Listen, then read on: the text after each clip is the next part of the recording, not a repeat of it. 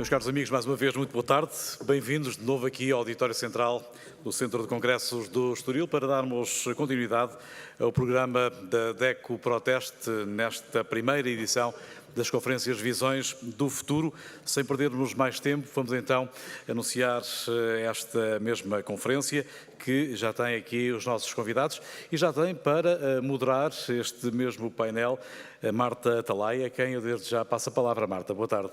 Obrigada, Fernando. Boa tarde e desde já pedimos imensa desculpa do atraso. Isto falar uma conferência sobre mobilidade.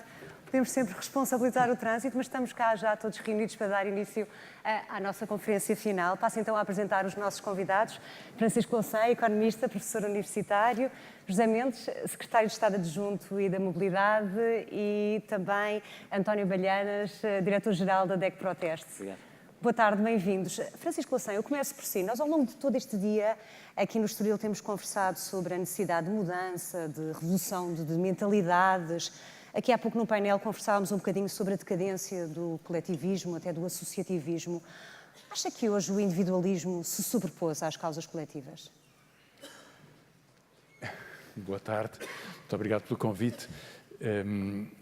Não sei se é possível tirar esse tipo de conclusões que são muito impressionistas, ou há o risco de serem muito impressionistas.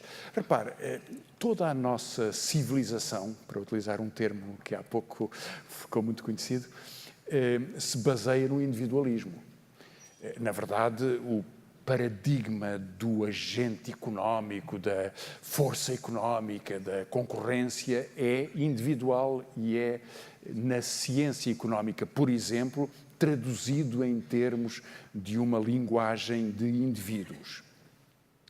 Portanto, em grande medida, nós fomos habituados a olhar para a nossa sociedade como o registro do sucesso de uns contra os outros.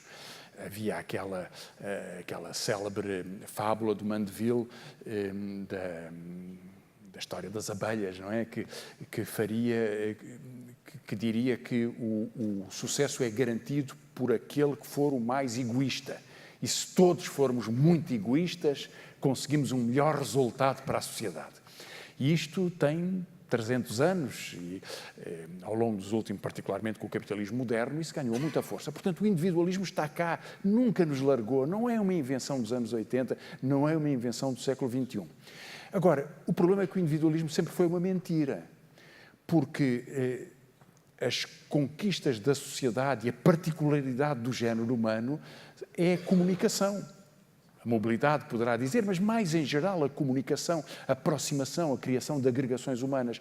E é isso que faz a cultura, é isso que faz a linguagem. A linguagem é uma forma de comunicação. Porque é que nós temos mais linguagem do que outras espécies animais que também têm formas de linguagem, mas muito mais rudimentares e sem a sofisticação que permitiu esta estrutura da comunicação e a forma como ela foi sendo codificada e desenvolvida. E agora, quando temos uma comunicação cada vez mais fluide uma rapidez, de uma forma tão rápida e cada vez mais imediata, não é? Com os perigos que isso representa, nomeadamente com o ressurgimento do individualismo, uma espécie de hipercomunicação em que é como beber numa cascata, não é? Portanto, não se pode beber numa cascata. Portanto, se o fluxo for totalmente, se for criador de caos e de confusão, nós não podemos sequer apercebermos do que existe. Há uma história muito curiosa do Darwin, porque o primo do Darwin, o Galton, criou, no tempo do sucesso do Darwin, uma versão que mais tarde veio a ser muito divulgada, que se chamou na altura o darwinismo social. Portanto, a ideia de que o darwinismo seria uma interpretação da história da biologia, da nossa própria história como espécie, que afirmaria a necessidade do egoísmo, da disputa. Cada um vai ganhar o seu terreno. E o Darwin, em 1874, se eu não estou em erro, deixou um textozinho escrito para os seus netos para explicar a sua teoria.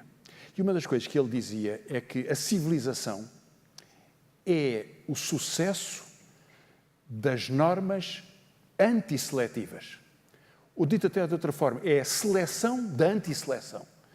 Porque, explicava ele, porque é que nós protegemos os idosos? Porque é que acarinhamos os idosos?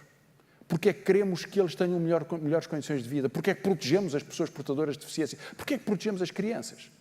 Porque, na verdade, estamos a selecionar propriedades antisseletivas. Se o individualismo e a seleção fosse a regra de vida de uma boa civilização, nós não queríamos os idosos.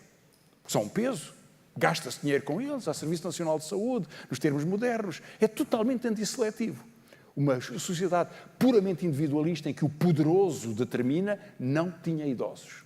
Era a rocha de tapeia, não é? Portanto, como em Esparta. Ora, dizia o Darwin, está a ver, em 1874, portanto há 150 anos quase, nós selecionamos as formas de vida coletivas que respeitam a nossa forma de ser. Ou seja, o coletivo é mais importante que a individualidade. Portanto, eu tenho muita suspeita de que os discursos atuais sobre o predomínio do individualismo são Ou seja, um não mantra acha que há qualquer ideológico. tipo de tensão entre o individual e o coletivo? Uma distância que nos leva por caminhos que nós de facto desconhecemos? Acho que há uma tensão. Acho que o discurso do predomínio da beleza do individualismo é uma forma de construir uma sociedade destrutiva. E estamos de facto a falar de uma sociedade em rede. José Mendes, eu pergunto-lhe, como é que os políticos hoje respondem a uma opinião pública que efetivamente está cada vez mais informada, cada vez mais exigente? Como é que a classe política pode responder a essa opinião pública que cada vez exige respostas mais rápidas e imediatas às suas necessidades e aos seus anseios? Boa tarde, muito obrigado pelo convite para estar aqui. Eu confesso que pensei que vinha falar de mobilidade e... Estamos a falar de visões de futuro também. Mas não há problema nenhum. Podemos também falar de daqui mobilidade e confrontei-me com um problema de mobilidade no caminho. Não precisaria grande preparação, não é? E agora no carro é que eu percebi que, de facto, eu tinha falado de uma coisa diferente, mas eu gosto de desafios, é este tal desafio, não é? Sendo professor, digamos, deixe-me atrair pela tentação, enfim, do pensamento, às vezes livre, não é? A roda livre.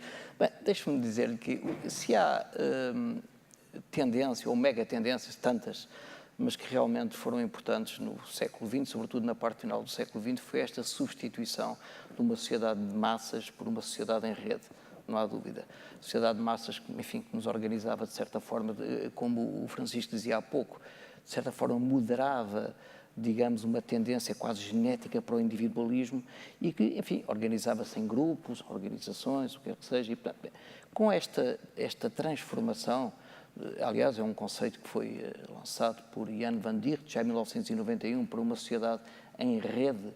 O que acontece é que os instrumentos que, de certa forma, configuram esta sociedade são, muitas vezes, comunicação remota, são os mídias, portanto, uma lógica de rede e não uma lógica de copresença. Enquanto na primeira a copresença, portanto, a presença física era importante, agora não é necessariamente assim. E este conceito foi desenvolvido por vários teóricos, Manuel Castells, por exemplo, e com o aparecimento e o desenvolvimento da internet, exacerbou-se de alguma forma ao limite, este conceito de sociedade em rede, criando condições para que determinadas formas de individualismo se pudessem expressar. Há quem fale no individualismo em rede ou nas redes individualizadas, parece assim uma espécie de paradoxo.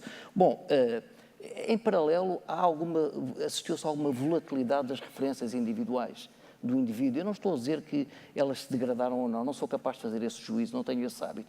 Mas, por exemplo, claramente a referência da família alterou-se, a estrutura da família alterou-se. Não sei se para melhor, alterou-se. Assim é, exatamente. A própria escola também se alterou.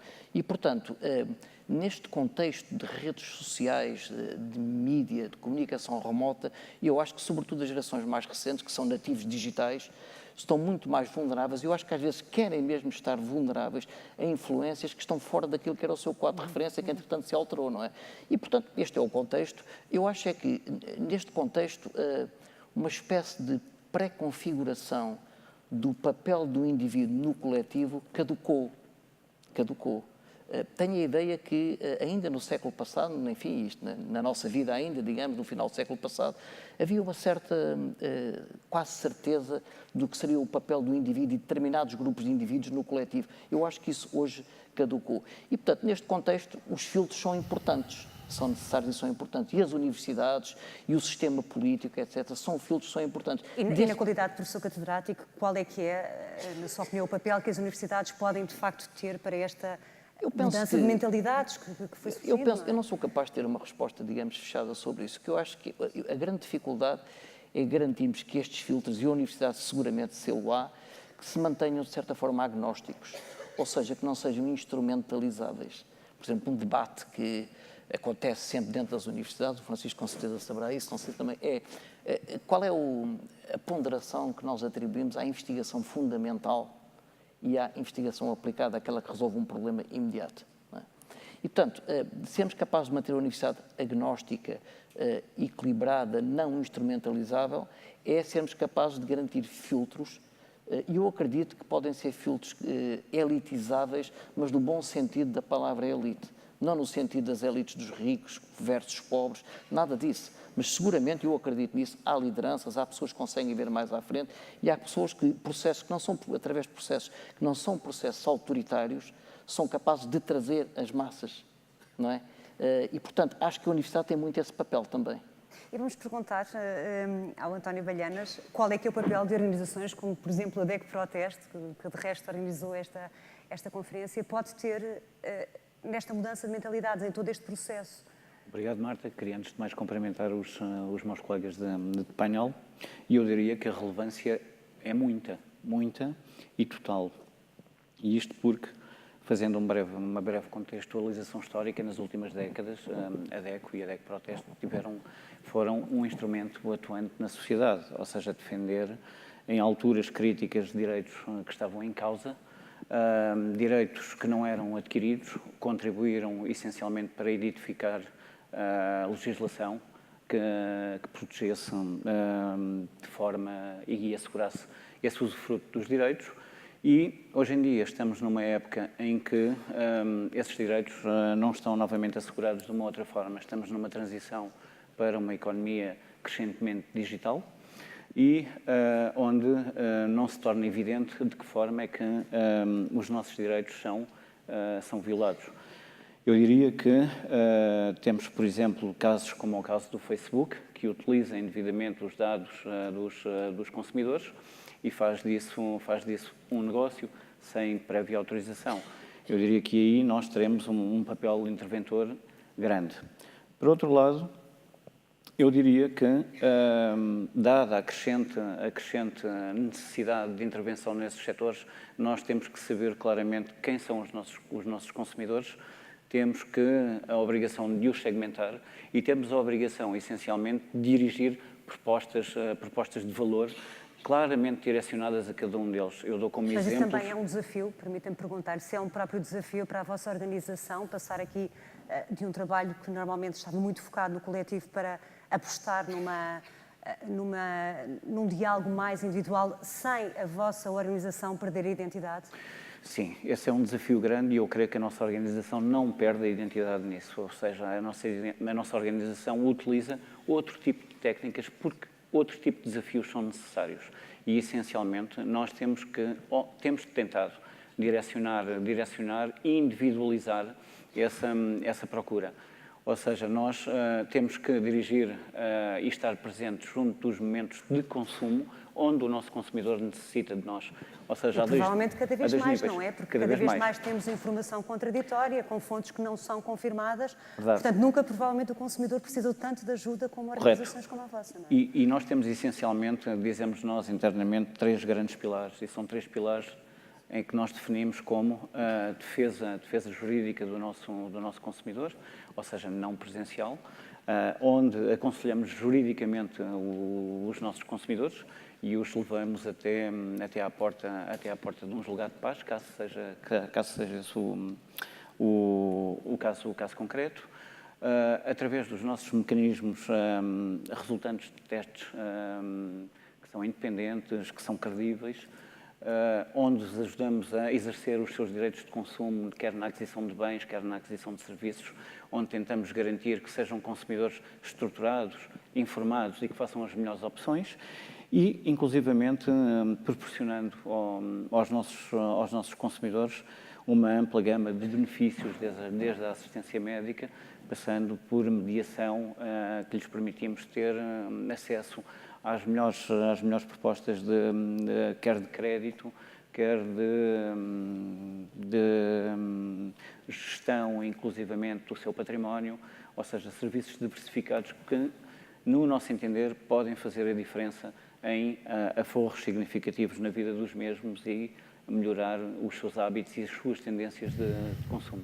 Nós somos menos, diria eu, filosóficos, mas somos muito mais pragmáticos na abordagem à melhoria dos temas do consumo e à literacia do próprio consumidor. E é possível, e usando aqui uma expressão de um especialista, se é possível encontrar esse super-homem da literacia quando temos o consumidor que está praticamente obrigado a saber um pouco de tudo, desde a saúde, à educação financeira, às questões energéticas. Eu creio que isso, nós somos uma organização com um nível de engagement enorme.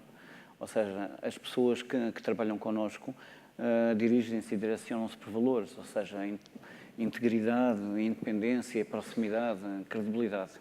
E no essencial, aquilo que nós pretendemos fazer é ter um conjunto amplo e um espectro largo de debate e de estudos e proporcionar a possibilidade de educar o nosso consumidor, ou seja, nós queremos contribuir para a literacia do nosso consumidor. Como é que nós fazemos isto? Dando exemplos práticos. Nós desenvolvemos, por exemplo, em parceria com a Google, um projeto informático que visa, chamado NetTalks, que visa, a nível nacional, criar a literacia informática entre os jovens de tenra idade. E, essencialmente, visa alertá-los para o perigo do uso indevido da internet e, essencialmente, também alertá-los que a internet e os meios digitais e as redes sociais devem ser utilizados de uma forma moderada. E responsável. Ou seja, é este género de projetos que fazemos. Vamos lançar a segunda edição desses projetos, agora direcionados para os séniores. Ou seja, consideramos que é um grupo vulnerável e, como nós sabemos, a pirâmide demográfica está invertida. Vamos ter, claramente, uma larga faixa social com alguns problemas de iliteracia e de uso de meios informáticos. Em apostar na inclusão digital também, Exato. Não é? E vamos fazer essa inclusão e vamos fazer essa literacia através deste programa. Ou, pelo menos, vamos contribuir para isso. E quando o António Francisco falava sobre valores, e estamos aqui a falar da forma como a informação flui cada vez mais rapidamente e quase como dizia Castells, acho que justamente falava nisso, em que a rede é praticamente a mensagem. Acha que isso torna a abordagem da política menos racional, mas mais emotiva e imediata? Repare, a transformação do padrão tecnológico e do padrão de comunicação é um livro em aberto, porque qualquer tecnologia, qualquer meio de comunicação pode ser utilizado de formas muito variadas. O trabalho que a DECO faz é notável desse ponto de vista, porque pretende elevar os padrões de exigência sobre as empresas e de informação dos consumidores, e acho que esse é um ponto de partida. Também o papel do consumidor, não é? Claro. A tendência é sempre Claro. mais fraca. Dito isto, a partir daí colocam-se sempre algumas opções em aberto. Eu queria lhe dar só um exemplo. Há um estudo do ano passado, em Inglaterra, que verificou que 9% dos utilizadores do Instagram, portanto estamos a falar de 400, 600 mil pessoas, compravam roupa de marca por catálogo e a devolviam sempre no dia seguinte. Portanto, estamos a falar de um movimento que foi detectado porque tinha uma enorme importância para as empresas. E porquê? Porque recebiam a roupa, vestiam-na, fotografavam-se, divulgavam a fotografia, no dia seguinte devolviam, recebiam o dinheiro. Portanto, era uma forma de acesso a um bem que, por ser de catálogo, tinha esta característica. Ou seja, repare, nesta história, o curioso que isto tem é que o direito do consumidor é o direito a devolver no dia seguinte uma peça de roupa que tenha comprado. Portanto, a proteção do consumidor deve garantir este direito. E esse direito de pessoas informadas e de informadas no acesso à internet foi utilizado de uma forma massiva. Centenas de milhares de pessoas, todos os meses ou todas as semanas, podem fazer uma coisa destas, com efeitos danosos para a empresa, por uma questão de exibição social, não é? De padronização de algum comportamento. Portanto, a criação de culturas vai resultar dos meios e da forma como as pessoas os interpretam. Na vida política, o que nós estamos a assistir, e foi já aqui enunciado por causa do Facebook, é a um processo novo. Não sei onde é que ele irá parar, mas o que me parece é que a elite política está, de alguma forma, a conseguir lidar bem com essa mudança. Não, acho que vai lidar da pior forma possível. Porquê? Porque é uma oportunidade. O Bolsonaro é uma oportunidade. Oportunidade criada pelo vazio e pela descrença que o cidadão tem perante a classe política. E pela criação dessa descrença. Repare, a política é emoção, sim, é propostas e relações emotivas. Porque é que se fala do carisma, porque é que se fala do charme, porque é que se fala da popularidade. A política concentrou propostas na personalização, na espetacularização de comportamentos, e isso é um processo muito antigo. Vem desde o Hitler e a rádio, desde o Roosevelt e as declarações de televisão, o debate do Nixon e do Kennedy, que é o debate famoso. Portanto, tudo isso é um processo normal pela figuração que é possível por meios de comunicação que transmitem uma imagem, ou transmitem uma voz, ou transmitem uma presença. Portanto, a forma da associação de emoções a propostas políticas é um decurso, uma forma natural da extensão para o universo muito amplo de relações políticas que antes estabeleciam ao nível da cidade ou ao nível da cidade-estado. O Modi, o primeiro-ministro da Índia, fez campanha eleitoral na Índia, que é o país que é, fazendo 8 comícios simultâneos com hologramas. Já houve um candidato em França, um candidato presidencial em França, que reproduziu isso com alguma graça. Mas percebe-se porque é que isso acontece. Que isso convoque emoção, eu acho que é o processo natural. O problema é que isso foi interpretado por procedimentos que não estavam disponíveis anteriormente para segmentar eleitorados e percepções, que é o trabalho que a Cambridge Analytica fez a partir dos perfis do Facebook. Ou seja, eles podiam detectar os padrões de comunicação, as palavras-chave, os consumos predominantes, as viagens, para identificar certos perfis de consumidores e fazer mensagens totalmente dirigidas àquelas. Ou seja, há mensagens políticas dirigidas às pessoas que gostam de férias na Grécia, ou às pessoas que compram sandálias havaianas, ou que têm medo que o seu gato caia do terceiro andar. E, portanto, a construção deste tipo esta mistura entre publicidade e política... É uma forma de fazer política de uma forma menos espontânea, não é? É tudo muito mais espontânea nunca foi sempre direcionado, mas foi direcionado de outras formas. Agora criam-se sentimentos. E o Bolsonaro o que demonstrou é que pode criar medo. E criando medo, isso cria um patamar em que toda a comunicação é feita no discurso do medo. Não se pode discutir se a Petrobras vai ser privatizada ou se o Petrosal vai ser explorado segundo o desenvolvimento do Brasil. Não se pode discutir se há racismo no Rio de Janeiro. Tem que se discutir o medo. O medo. E se essa forma de projeção de comunicação triunfa, como triunfou com o Trump, como triunfou com o Salvini, como triunfou com o Bolsonaro, então a política mudou. Porque passou a haver uma tecnologia que torna possível candidatos impossíveis. Há 2 anos atrás, entendamos, todos nós diríamos assim, o que é que vai acontecer em Inglaterra? O referendo do Brexit vai ganhar, o sim. O que é que vai acontecer nos Estados Unidos? A Hillary Clinton é presidente. O que é que vai acontecer no Brasil? O Alckmin ou o Ciro Gomes são presidentes. As soluções impossíveis ganharam, o problema é que ganharam todas. E, portanto, isso graças a uma forma de comunicação que, como é individual, repare, quando a notícia de uma campanha eleitoral é dada por uma televisão, há um padrão comum. A informação é certa ou enviesada, mas é a informação comum. Todos a viram. Fidedigna também, não é? Tem uma fonte autorizada, digamos assim, autorizada, legitimada. A partir da altura em que o grau de informação é obtido através da internet, não há fontes legitimadas. Todas as fontes são possíveis. Há um estudo muito interessante, sem monopolizar sobre esta parte, mas há um estudo muito interessante sobre o tipo de mensagens do Trump, que demonstrava o seguinte: quando se diz que o diretor da campanha da Hillary Clinton faz rituais satânicos e assassina crianças, quem é que acredita nisto? Ninguém acredita. Mas o grau de verosimilhança aumenta muito se a informação não vier de uma fonte de que eu desconfio, mas se vier de 30 fontes dos meus amigos ou de pessoas que partilham notícias dos meus amigos. E, portanto, a notícia continua a ser absurda e grotesca. Mas eu recebia de 30 pessoas e, portanto, se calhar é verdade. Exatamente. E, portanto, é o processo de industrialização e, aliás, de robotização desta reprodução de comunicações. Quer dizer, cada vez que eu escrevia sobre o Bolsonaro em Portugal, recebia imediatamente a intervenção de robôs brasileiros que, porque eu citava a palavra Bolsonaro, diziam: o PT é corrupto, o Lula devia estar preso, a Dilma devia estar preso. E o que quer que eu tivesse a dizer? Eu podia dizer: o Bolsonaro defendeu a violência sobre as mulheres, o PT devia estar preso, o Lula devia estar preso. As frases estavam feitas sempre da mesma forma. E isto é um processo massivo. São milhões por minuto ou por segundo que vão circulando.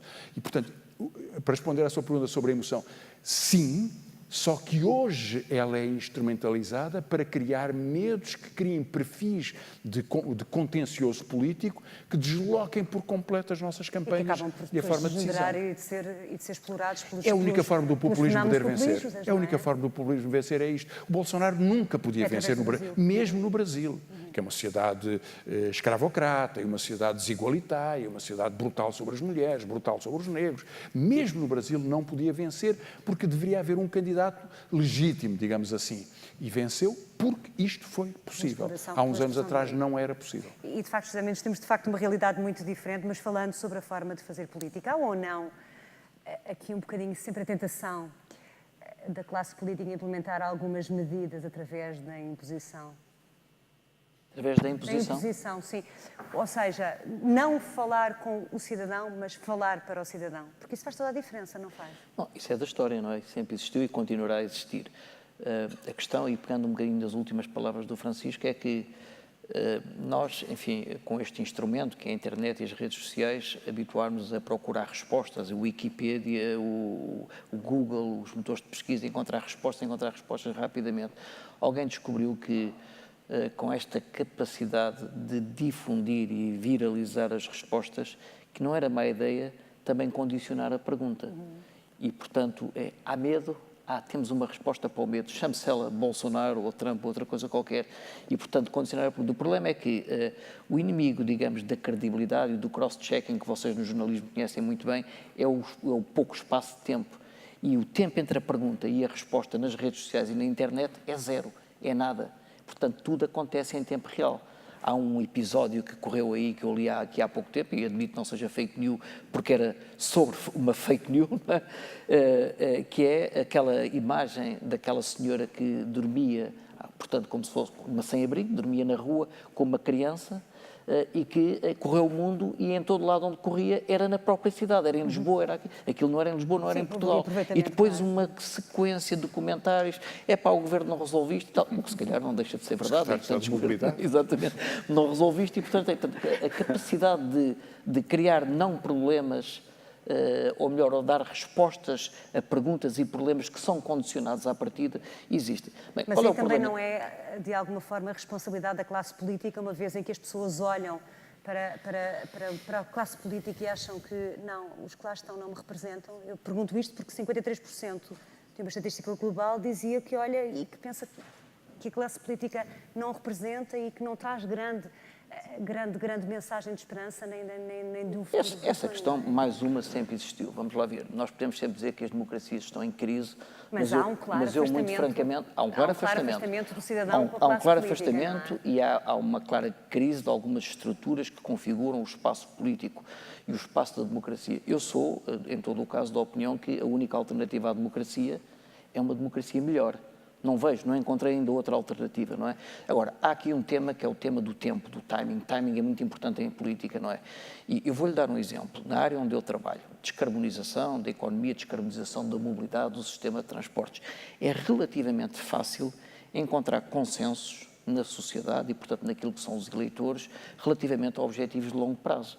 se eu fizer aqui uma sondagem nesta sala, enfim, acham que até 2050 devemos descarbonizar o sistema de mobilidade para limitarmos o aquecimento global? Com certeza, 100% das pessoas, ou qualquer coisa desse género, estarão de acordo.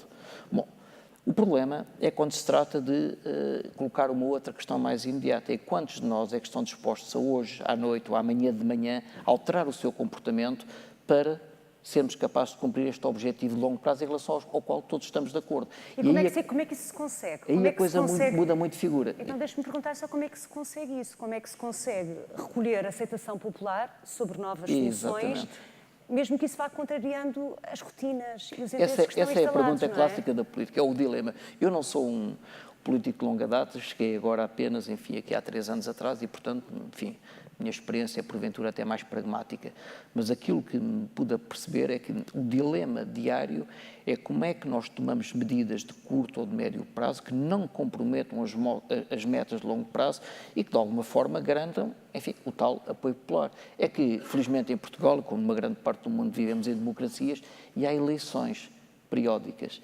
E, portanto, por muito que as pessoas estejam de acordo relativamente aos objetivos de longo prazo, às visões de longo prazo, seguramente, se as pessoas não estiverem satisfeitas com uma medida que se toma hoje ou amanhã ou neste Orçamento de Estado, provavelmente não vão votar. Portanto, temos que compatibilizar isto. Eu acho que há um conceito que nós utilizamos muito na engenharia, eu sou engenheiro, que é o conceito de quick win. Quando nós queremos ganhar apoio, suporte, seja suporte financeiro, seja suporte, digamos, cultural dentro de uma empresa para um determinado projeto, temos que ter vitórias rápidas, quick wins. E, portanto, nós temos que ser capazes, de certa forma, de demonstrar os méritos da visão de longo prazo em ações de curto prazo. Na política isto é um desafio constante, é quase diário, não é? Quer dizer, o exemplo clássico, se quisermos, é, pois então, no Orçamento de Estado, sabemos que todos temos um desafio de longo prazo, que é o pagamento da dívida pública portuguesa, ou a gestão, como alguém dizia, mas seguramente ela tem que ser reduzida e paga preferencialmente, não é? Mas não há dúvida nenhuma que o Orçamento de Estado para o ano que vem, quando eu tomo uma decisão relativamente a um déficit, eu estou a comprometer, estou a avançar ou a afastar desse objetivo de longo prazo. Isto é para provocar um bocadinho o Francisco Louçã. E, portanto, está a haver um dilema, não é? Porque, enfim, há um político da nossa praça que diz que se estivesse no governo, se fosse governo, que o déficit já não era déficit, era superávit, já tinha resolvido isso quase tudo, não é? E, portanto, eu coloco a questão.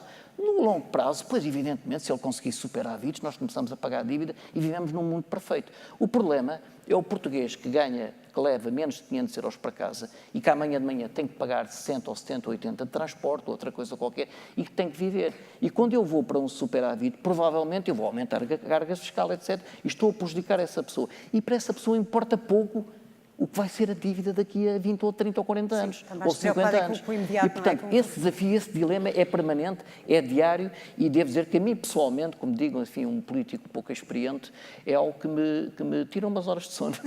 Seguramente é um desafio difícil. E quando falamos, António Balhenas, nesta questão dos sucessivos ciclos políticos, isso, de alguma forma, não baralha o consumidor na hora de decidir? Ou seja, onde é que fica o contrato com o cidadão?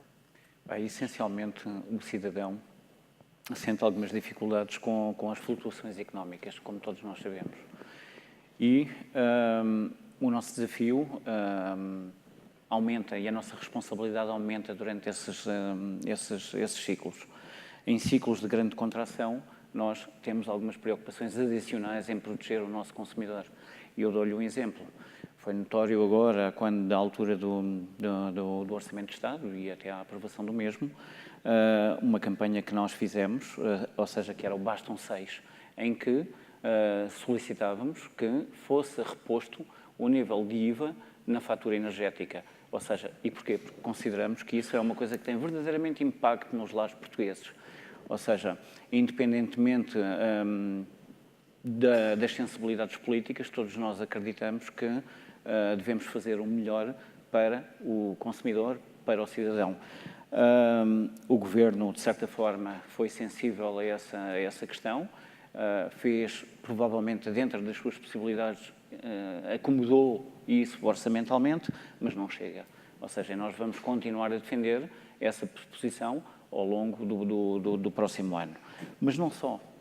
Nós utilizamos, e estamos cada vez mais a utilizar, como lhe disse há pouco, a segmentação do nosso consumidor. Queremos saber quem ele é, queremos saber o que é que ele pensa, queremos saber o que é que ele necessita, queremos saber o que é que ele precisa. Ou seja, nós temos que ter uma atividade relevante junto do mesmo para perceber aquilo que é necessário intervir no dia-a-dia e que faça a diferença no dia-a-dia das pessoas, dos consumidores. Eu creio que esse deve ser o posicionamento correto de uma organização de defesa do consumidor. E é também, António, uma forma de uma organização como a DECO se reinventar ao fim de quase 30 anos. É de facto um desafio. Vamos ver. A DECO não necessita de se reinventar. Ou seja, a DECO necessita de repensar, e seguramente estamos a fazê-lo, os seus valores. Ou seja, porque a sua missão é clara, defender e contribuir para a defesa dos interesses do consumidor e para a literacia do mesmo. Ou seja, nós temos três grandes máximas, ou três grandes valores, que eu já referi, que é a independência, que é a proximidade e que é a credibilidade. E estes, seguramente, não são iguais no dia de hoje do que eram iguais há 20 anos atrás.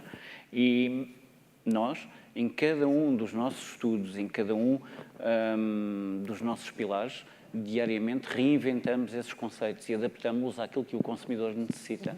Porque, ao sabermos claramente quem é o consumidor, ou seja, em que target é que ele se insere, nós podemos dizer-lhe e podemos lhe perguntar o que é que ele necessita, o que é que para ele é relevante e quais são as dificuldades que sente no seu dia-a-dia. E é dessa forma que nós vamos estar mais próximos e que nos reinventamos diariamente para ser relevantes na sociedade e para mantermos o nosso papel, a nossa voz ativa e sermos independentes. Ina, e estamos quase na reta final, infelizmente. Francisco Louçã, falamos aqui olhando para a frente.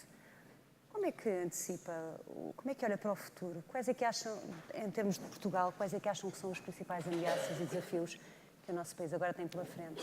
De uma forma muito genérica, obviamente. Bom, alguns deles foram falados aqui. A dificuldade que falava da representação política, há uma tensão nas democracias, caso contrário nós não teríamos algumas dos países dominantes do mundo, ou pela população, a Índia e o Brasil, ou pela importância, os Estados Unidos, ou pelo significado histórico, a Itália, a Hungria, a Polónia, a Áustria, etc., nas mãos de governos como os que temos. É verdade que a democracia é uma vítima da globalização, porque a globalização retira a percepção e a realidade da soberania do eleitor, porque estamos a decidir sobre governos e sobre governação que aparece demasiado condicionada, quando não substituída, como foi o caso do período da Troika, talvez seja o período mais abusivo desse ponto de vista, mas a visão geral do eleitor é que os governos são demasiado frágeis e, portanto, isso significa uma distorção da representação política, creio que é um dos problemas mais graves que nós temos. Nós só conhecemos democracia na equiparação entre o voto e a soberania política. Não há democracias universais, nem nós queríamos que houvesse. Porque, quer dizer, se Portugal fizesse parte da Península Ibérica e se os Filipos não tivessem saído em 1640, nós teríamos alguma dificuldade no reconhecimento nacional, não é? Portanto, temos esta sorte e, portanto, à escala global ainda podemos perceber melhor que interessa-nos ter a melhor cooperação possível com a Península Ibérica, com a Europa, com outros continentes, mas a representação da soberania está na democracia como nós a conhecemos. Se ela é vítima destes processos de financiarização, transferências de poder e pressões militares, sentimento de insegurança, então vivemos em risco. E creio que esse é um dos problemas que nós temos. Agora, Portugal tem dificuldades intrínsecas. Temos uma pobreza muito acentuada, temos uma vulnerabilidade de uma parte muito importante da população às deficiências nos serviços públicos. Essa é a razão pela qual o problema da dívida é importante. Na verdade, eu estava a citar o problema de alguém que dizia se eu chegar lá temos superávit. Nós hoje já temos superávit. Na verdade, nós temos um superávit primário, ou seja, a despesa em Portugal é muito menor do que as receitas do Estado. Só que, Depois temos uma parte que é o pagamento da dívida, que são os tais 8 mil milhões que pagamos por ano. O tal Serviço Nacional de Saúde que pagamos. Ou seja, nós, o esforço coletivo que fazemos para pagar as obrigações do Estado, que porventura estão abaixo do que nós queríamos, as pensões deviam ser mais elevadas, subiram, mas podiam ser mais elevadas, o apoio a deficientes. Há pouco tempo o Primeiro-Ministro esteve numa conferência esta segunda-feira e uma jovem contava-lhe a história que tem um irmão deficiente, paralisia cerebral, e portanto é deficiente a 100%, e tem 270 euros de pensão. E o Primeiro-Ministro respondeu, e é verdade, que até tem o Ministro da Segurança Social, que até tem melhorado o apoio aos portadores de deficiência. E é verdade, mas são 270 euros. Portanto, uma pessoa que depende de medicamentos, quer dizer, que tem, ou seja, nós percebemos que o Estado não gasta tanto como devia, já para um nível muito elementar da despesa. Mas, repare, as receitas já pagam tudo isto. O que nós temos é o peso demasiado grande sobre a dívida. E, portanto, para mim, o problema da dívida é muito instrumental, não é? Quer dizer, nós... É seguramente um tema que continuará a preocupar e mobilizá-lo também, nós vamos discutir Francisco todos, porque Louçã? quando houver a próxima recessão vai-nos bater à porta uma subida de juros e aí vamos perceber que era melhor que Portugal tivesse menos condicionantes externas e menos pressão externa da dívida dos credores, porque não são boa gente. José Mendes, para concluir, e porque falamos de futuro, como é que podemos, de facto, construir aqui uma visão concreta de futuro, não focada, como há pouco dizia, nas elites, mas sendo aqui um processo inclusivo que junte todo o cidadão? Eu acho que mesmo em democracias maduras acontecem demasiados episódios ainda de socialização de custos e de prejuízos e de privatização de benefícios, mesmo em democracias muito maduras. Portanto, as democracias têm necessariamente, enfim, as suas imperfeições. Eu acho que a resposta a isso é mais accountability, sempre, portanto, mais rastreamento daquilo que são as decisões, mais regulação, seguramente, mas também mais mutualização.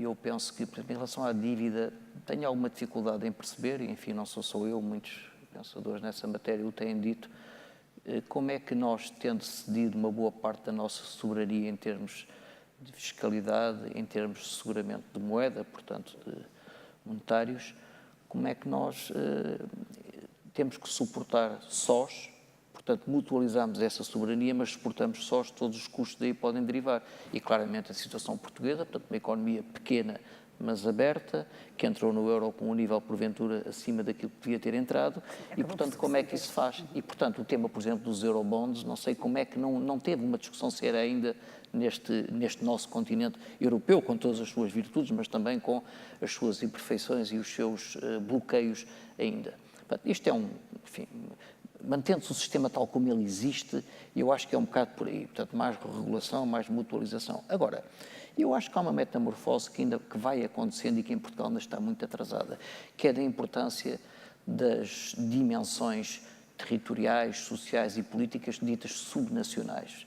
O papel das cidades, o papel das regiões. Isso já acontece, enfim, muito por aí, em Portugal está muito atrasado. E, por exemplo, a proximidade relativamente à percepção e a encontrar soluções para problemas específicos, como aquele que foi referido agora há pouco, se calhar num contexto de entidades subnacionais é mais fácil. Mesmo na escala internacional, na grande paisagem e arena internacional, isso vai acontecendo. Eu sou presidente de uma Aliança Global para a Descarbonização dos Transportes, uma coisa que se chama Transport Decarbonization Alliance. E, portanto, aquilo tem países, aliás, é essa, digamos, a novidade, tem países, cidades e empresas, justamente porque achamos que a descarbonização dos transportes não vai ser feita por como qualquer país decide que vai ter este objetivo, ou seja, alguém tem que chegar ao terreno, e achamos que as entidades subnacionais têm que ter um papel importante. Eu nunca tive esperança de que os Estados Unidos da América fossem membros desta aliança, foi lançada por Portugal, pela França e pela Holanda. Não tive, nem sequer tentei, mas devo dizer que tive uma aproximação muito grande e neste momento são membros da Califórnia, que me disse, esqueça lá o Estado Federal, nós somos a Califórnia, por acaso até somos a quinta ou sexta economia do mundo, mas até podíamos ser mais pequeninos, mas nós temos as nossas próprias políticas, mais do que isso, o governador Jerry Brown escreveu uma carta de adesão a dizer assim, nós muito orgulhosamente somos o primeiro Estado norte-americano membro da TDA, da Transport Decarbonization Alliance, e nós temos o direito, que é inalienável, de definirmos políticas ambientais porque isso não tem uma geometria federal, não é uma coisa que se sinta federal, porque a geometria federal é uma geometria política apenas, e o problema da descarbonização está ali, afeta-nos sim, é todos os muito dias. mais global, E, exato. portanto, eu acho que vai haver aqui algum ascendente de entidades subnacionais, e eu pessoalmente não acho isso uma má notícia.